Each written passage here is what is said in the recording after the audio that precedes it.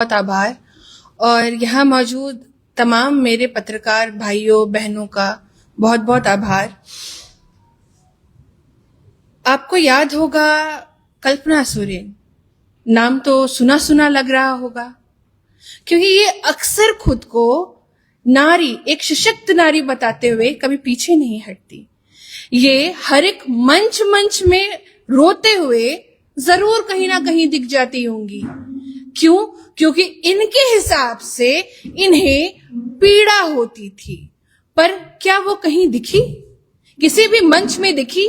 क्या झारखंड की बेटी के साथ आज दुष्कर्म, आज बेटी को जला दिया जाता है, रेत में दबा दिया जाता है, पहाड़ से फेंक दिया जाता है, तब क्या कल्पना सोरेन जी कहीं भी झारखंड की बेटी के दर्द को व्यक्त करते हुए दिखी क्या? नहीं, क्योंकि उन्हें फुर्सत नहीं है। उन्हें फुर्सत नहीं है अपने पीआरडी टीम के साथ घूमने में, उन्हें फुर्सत नहीं है माननीय मुख्यमंत्री जी के साथ घूमने में और पोस्ट करने में, घूमते हुए फोटोज को। जब उनका ट्विटर या उनका फेसबुक खुलता है, क्या उसमें घूमते हुए फोटो के जगह पे कभी भी किसी बेटी की पीड़ा को व्यक्त करते हुए भी दिखी क्या? नहीं दिखी। वो हर जगह नारा लगाती थी, झारखंड झुकेगा नहीं। वो कहती थी झारखंड बांग जोहार अखाना। कहां गया झारखंड बांग जोहार अखाना? कहां गया झारखंड झुकेगा नहीं? झारखंड तो झुका दिया गया। झारखंड झुका दिया गया दुष्कर्मियों के सामने। झारखंड झुका दिया गया उन लोगों के सामने जो आज सरेआम बेटियों की इज्जत को तार तार करते हैं। और इसका पूरा श्रेय जाता है झारखंड की हेमंत जी की सरकार को, क्योंकि ये सरकार सोई है। हजारीबाग में एक बेटी, एक मासूम सी 12 साल की बच्ची के साथ दुष्कर्म जैसी घटना कर दी जाती है, उसके जीभ को काट दिया जाता है, उसकी आंखों को निकाल दिया जाता है, मानवता शर्मसार हो जाता है। क्या माननीय मुख्यमंत्री जी का दिल नहीं पसीजा कि उस बेटी के पास जाकर के एक बार पूछे, उस बेटी के परिवार के पास जाकर के पूछे, जिसके दुष्कर्म के बाद इतनी निर्मम हत्या कर दी गई है? क्या वो हजारीबाग नहीं जा सकते? डाबोस जा सकते हैं? हजारीबाग का रास्ता उन्हें नहीं दिखा है क्या? और मैं कहना चाहती हूं कि जिस तरीके से भारतीय जनता पार्टी ने आंदोलन किया, हमारे नेताओं ने आंदोलन किया, हमारे बहनों ने सड़कों पे उतर के आंदोलन किया, माननीय अध्यक्ष जी ने हजारीबाग की बेटी की आवाज को बुलंद किया, तब जा करके ये मामला उभर करके आया आप पत्रकार बंधुओं के सहयोग के कारण। पर आप सोचिए कि अगर ये आंदोलन नहीं होता तो क्या आज ये मामला सामने आता? नहीं आता। ऐसे अनेकों मामले हैं जो दबे पड़े हुए हैं पर वो सामने नहीं आ रहे हैं।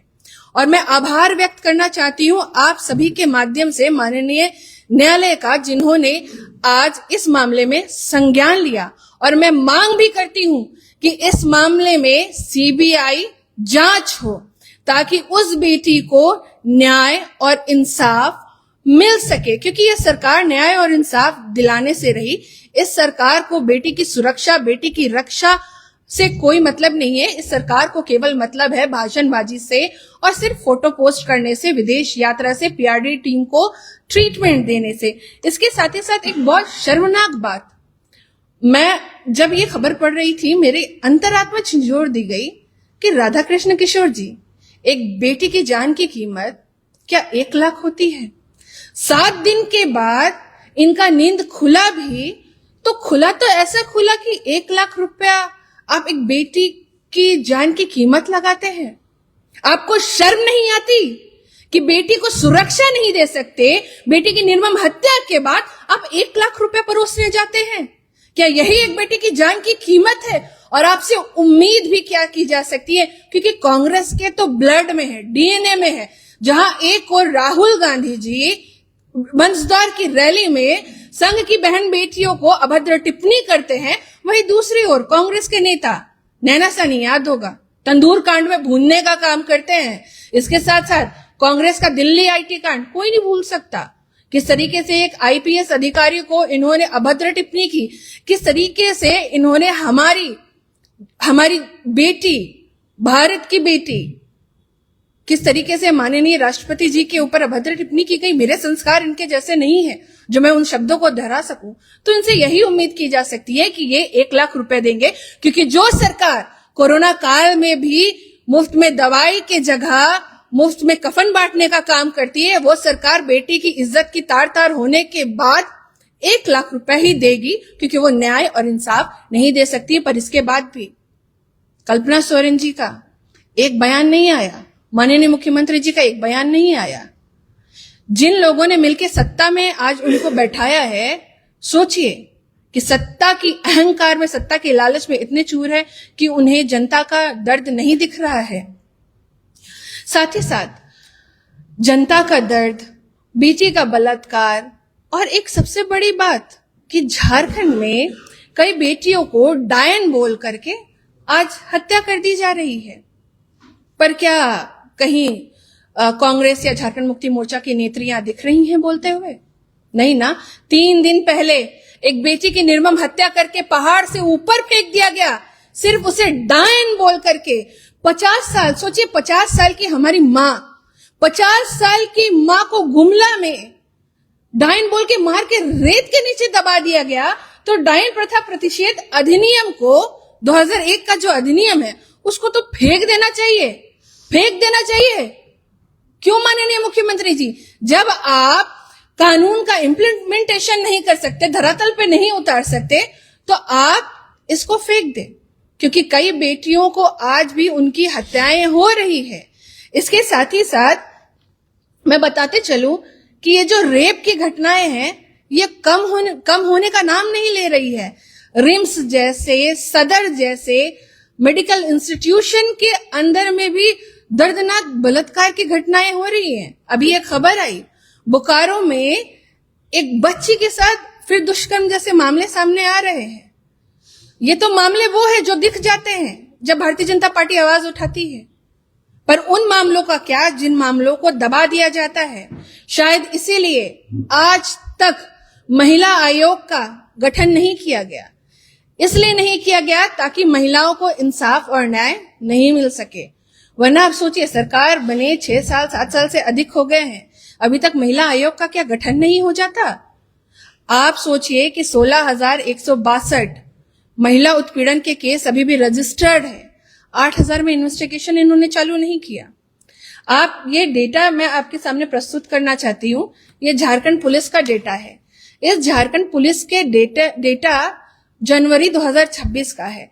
इस डेटा में आप देखिएंगे कि सिर्फ जनवरी माह में 128 बलात्कार की घटनाएं सामने आई है, जिसमें से टॉप 1 का किताब तो कल्पना सोरेन जी ले गई, क्योंकि शर्मनाक बात है कि टॉप 1 में गिरिडीह है और रांची भी कोई पीछे नहीं है, रांची भी नंबर 1 पे ही है बलात्कार जैसी मामले में। मतलब हर दिन औसतन 3 से 4 दुष्कर्म जैसी घटनाएं घट रही हैं।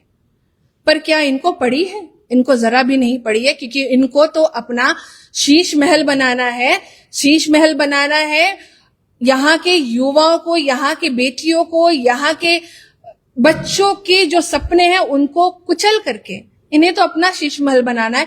भले बेटियों का संसार क्यों ना उजड़ जाए, इन्हें कोई फर्क नहीं पड़ता। और मैं बताते चलूं कि झारखंड में जिस तरीके से आज हालात हो गए हैं, उस हालात में जरूरत है कि झारखंड की सरकार जग जाए, वरना हम उग्र आंदोलन करेंगे, क्योंकि महिला तस्करी, बलात्कार, छिनताई जैसे मामले और निर्मम हत्या रुकने का नाम नहीं ले रही है। और इसकी जिम्मेदारी झारखंड सरकार और इसकी प्रशासन को जाती है। और साथ ही साथ झारखंड सरकार को एक अल्टीमेटम देना चाहती हूं। झारखंड सरकार, माननीय मुख्यमंत्री जी, उनके सारे लोग कान खोल करके सुन ले। अगर 2 दिन के अंदर अपराधी अरेस्ट नहीं होते हैं तो 2 तारीख को हर एक प्रखंड मुख्यालय, हर एक जिला मुख्यालय में उग्र आंदोलन होगा और मशाल जुलूस का प्रदर्शन होगा। इसके साथ ही साथ 3 तारीख को 3 अप्रैल को पूरा झारखंड बंद करने का काम हम करेंगे, क्योंकि भारतीय जनता पार्टी अब बर्दाश्त की जो प्रकाष्ठा है वो पार हो चुकी है। अब बर्दाश्त की सीमा नहीं रही। कि एक बेटी की हत्या के दुष्कर्म के बाद, हत्या के 7 दिन के बाद एक मंत्री 1 लाख रुपए लेके पहुंचते हैं और राज्य का मुखिया मुंह में सेलोटेप जड़ करके बैठा हुआ है और इस पे हम चुप रहे, तो शर्म आनी चाहिए माननीय मुख्यमंत्री जी। अपने अंदर की कल्पना जी, अपने अंदर की इंसान को आप जगा लीजिए। अगर नहीं जगा सकते तो याद रखिए, हम भी चुप नहीं रहने वाले। बेटी को तो इंसाफ मिलेगा, चाहे कुछ भी हो जाए। धन्यवाद।